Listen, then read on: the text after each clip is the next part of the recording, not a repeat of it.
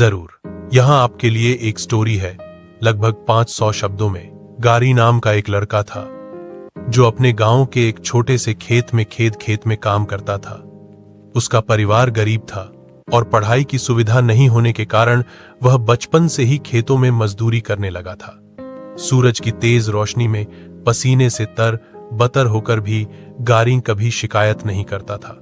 उसके लिए खेत उसका स्कूल, उसकी मेहनत, उसका ज्ञान और उसका जीवन का एक हिस्सा बन गया था। हर सुबह गारी सूरज उगते ही उठता, अपने हाथ में हल और कंधे पर बोरियां लेकर वह खेत की ओर निकल पड़ता। खेत की मिट्टी उसकी उंगलियों में कुछ अलग ही तरह की खुशबू छोड़ती।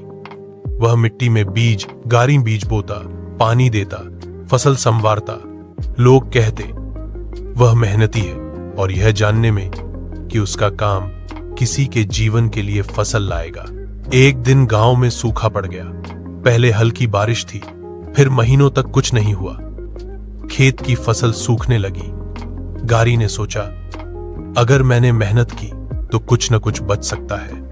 उसने अपने छोटे से कुएं से पानी लेकर पौधों को सींचा, मिट्टी को हल्की हलचल दी और अन्य किसानों की मदद भी की। गांव के बुजुर्गों ने देखा कि कैसे गारी बिना थके काम कर रहा है, और धीरे धीरे सब लोग उसकी मेहनत से प्रेरित हो गए।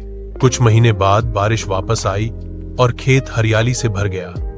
फसल ने अच्छे फल दिए। गारी का खेत सबसे सुंदर लगने लगा। गांव के लोग उसे देखकर कहते, गारी ने दिखा दिया कि मेहनत कभी बेकार नहीं जाती। गारी मुस्कुराया और उसने अपनी आंखों में चमक देखा। यह चमक उसकी मेहनत की पहचान थी और उसकी में